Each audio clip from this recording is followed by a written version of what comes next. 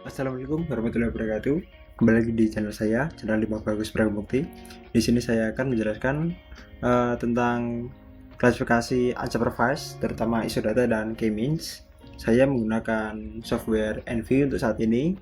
Dan ya, sebelum saya mulai, alangkah baiknya teman-teman melakukan like, share, komen, dan subscribe pada video saya maupun channel saya, sehingga saya terus-menerus mendapatkan motivasi sehingga saya akan mengupload video-video yang bermanfaat, insyaallah. Oke. Kemudian kita back to focus lagi, yaitu di sini sudah saya sajikan, yaitu berupa Envy, software Envy. Kita langsung menuju ke classification. Kemudian kita pencet unsupervised. Di sini ada dua, yaitu isodata dan k-means. Sebelum kita masuk ke isodata dan k-means, klasifikasi unsupervised atau klasifikasi tak terbimbing itu klasifikasi yang dilakukan oleh komputer. Maksudnya gimana? Jadi pencacahannya dan pemilihan-pemilihan objeknya itu dilakukan oleh komputer, tetapi kita hanya memberikan perintah dasarnya. Semisal berapa kelas yang akan kita klasifikasi, ataupun adakah ketentuan tertentu, misalnya setiap berapa pixel yang harus kita klasifikasi. Nah, itu nanti kita bisa melakukan penyetingan. Oke.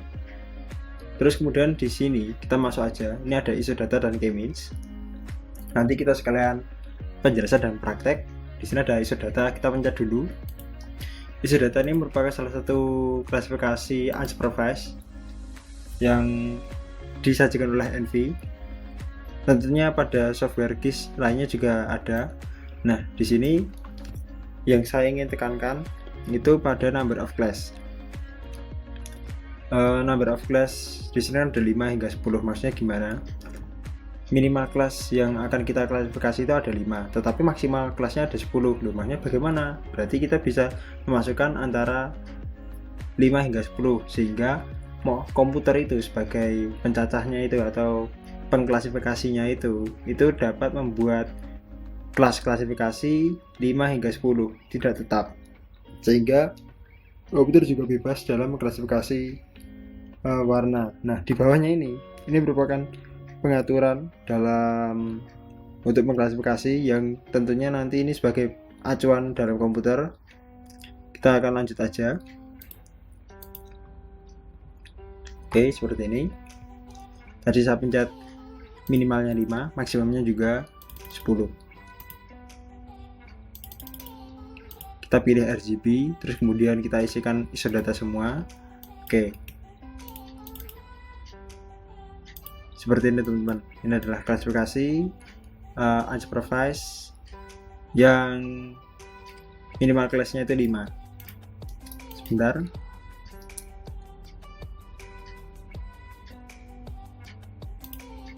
Saya cek dulu.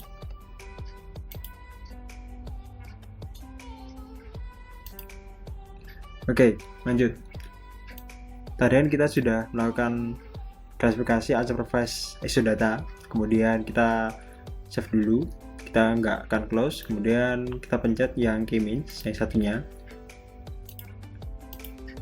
Nah, tadi perbedaannya itu kalau di isodata ini terdapat rank interval, tetapi kalau pada k-means, unsupervised k-means, ini hanya ada satu, yaitu berupa absolute, angka absolut kelas yang akan kita klasifikasi.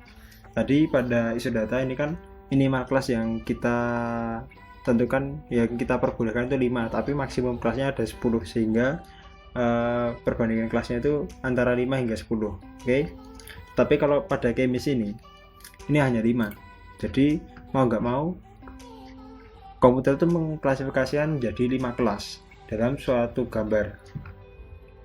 Misalnya nanti akan saya 5, kemudian di bawahnya ini merupakan pengaturan juga, misalnya seberapa ketat komputer dapat menyeleksi suatu objek. Itu langsung aja teman-teman. Tadi sudah saya pencet 5, kemudian kita pencet RGB pada available band, kita pencet new display, kita pencet load RGB. Oke. Ini kedua gambar ini, yang kiri adalah ISO data, yang kanan adalah K-means. Dua-duanya ini merupakan unsupervised classification.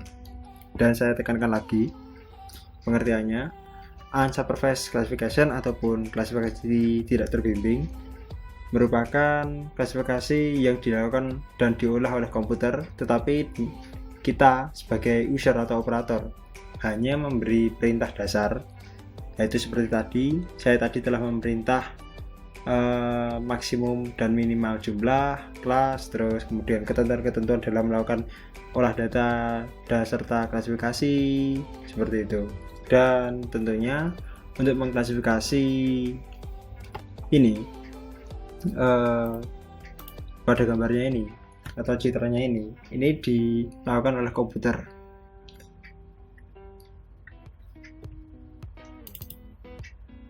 Nah, seperti ini teman-teman.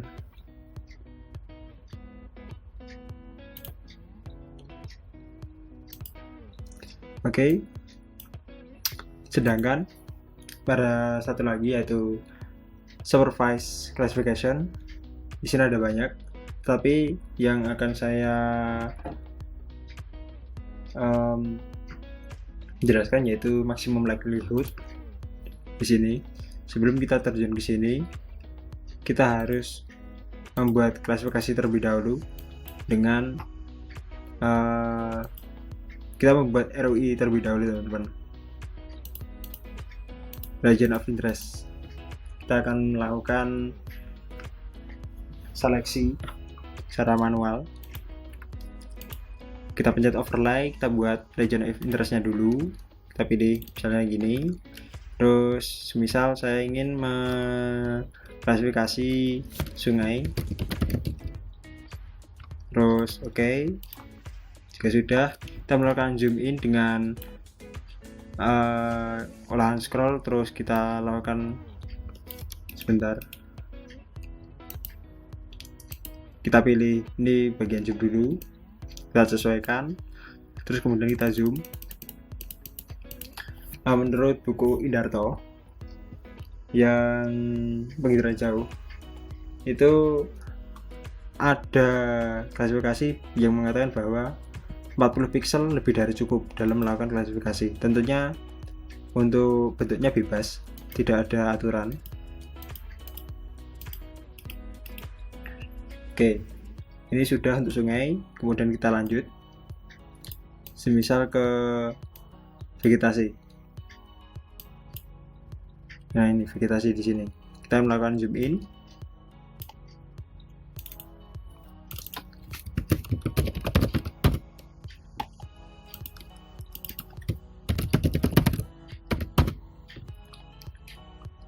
Ini ya teman-teman, ini kita sudah melakukan plotting area di sini.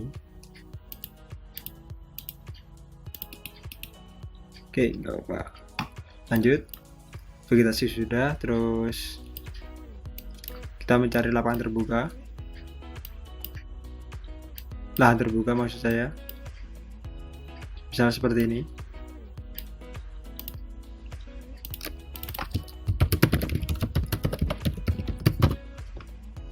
Untuk warnanya bebas, tidak ada ketentuan.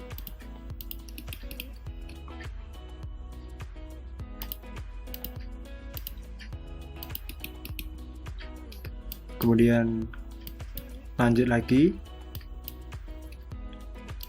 kita menuju ke permukiman, tapi permukiman yang bukan seperti ini, kayak gini aja.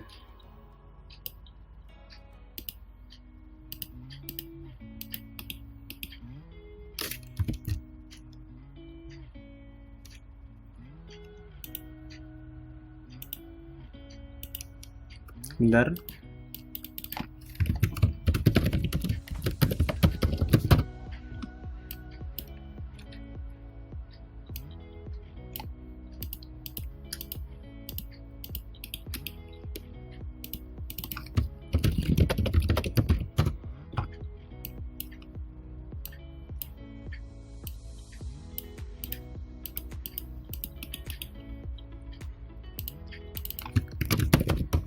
Kita lakukan klasifikasi terus hal. ternyata awan tidak ada.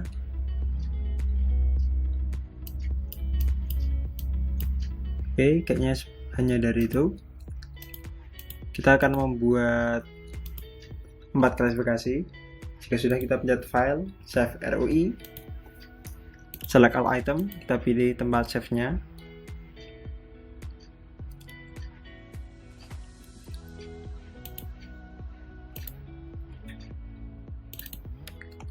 Semisal saya akan taruh di sini.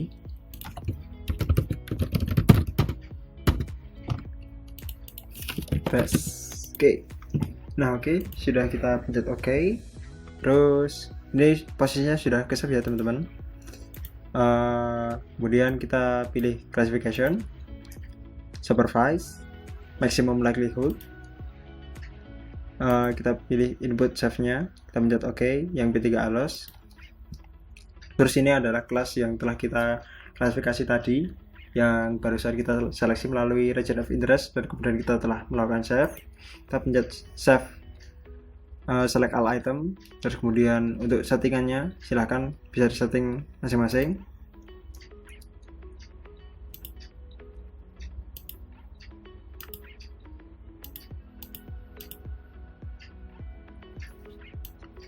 Saya akan melakukan single value aja. Oke, jika sudah, kita pencet oke. Secara otomatis nanti pengolahan dan pengklasifikasian tentunya sesuai dengan komputer. Kita akan mengulik terlebih dahulu. Kita akan display pada display 4. Nah, jadi seperti ini teman-teman. Akan saya jabarkan terlebih dahulu. Ini dari TrueColor Composite, ini ISOData, ini K-means, ini maximum likelihood. Nah,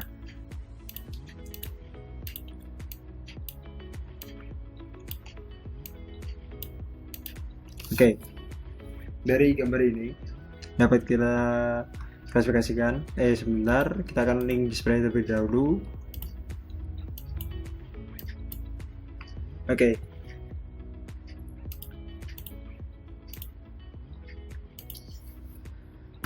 Oke teman-teman, dari citra yang telah saya sajikan ini, dari kiri di sini, ini merupakan TrueColor Composite dengan susunan band 321, red, green, blue. Kemudian di sini adalah klasifikasi yang unsupervised, yaitu ISOData, yang mana klasifikasi ini tuh merupakan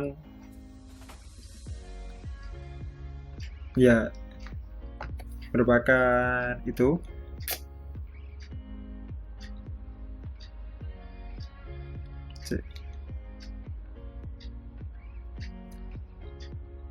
yang mana oke, kemudian yang di kanan ini ada ISOData. Di ISOData ini perbedaan dengan K-means itu berupa number of class sama ketentuan dalam melakukan klasifikasi. Nah, kita langsung lanjut pada K-means. Ini K-means ini merupakan unsupervised classification. Perbedaannya dengan ISOData yaitu nilai K-means ini absolut, tidak bisa lebih ataupun tidak bisa kurang. Misalnya saya input 8, berarti secara mau nggak mau sistem akan mengklasifikasi menjadi 8. Beda dengan ISOData. ISOData bisa membuat klasifikasi kelas menjadi 5 ataupun 10 ya, atau antara 2 itu. Dan satu lagi, maximum likelihood. Ini bebas sebenarnya untuk mengklasifikasikan berapa kelas.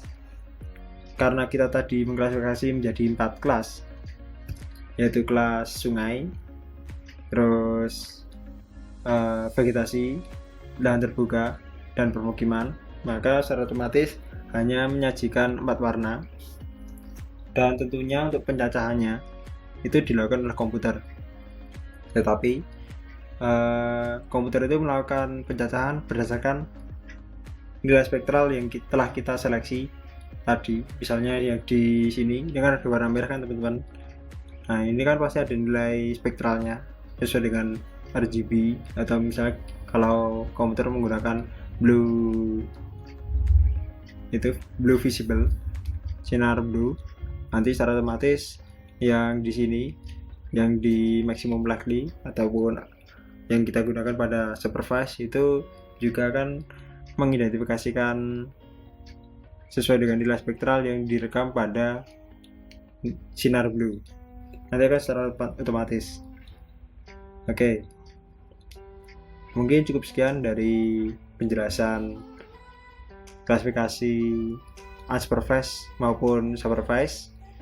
Kemudian akan saya simpulkan sekali lagi bahwa perbedaan dari supervised dengan unsupervised itu terletak pada prosesnya. Pada unsupervised itu kita hanya memberi perintah dasar tanpa kita memberitahu si komputer atau si pencacahnya itu mau mengklasifikasi mana aja. Kita hanya memberi perintah berapa yang akan kita klasifikasi. Sedangkan pada di unsupervised kita memberitahu si komputer atau si pengolahnya itu semacam nilai spektral yang kita cantumkan pada objek. Misalnya tadi yaitu pada sungai, tentunya komputer akan merekam secara otomatis. Misalnya sungai yang telah kita klasifikasi itu memiliki nilai spektral berapa, dan komputer akan melakukan seleksi dengan nilai spektral yang hampir sama.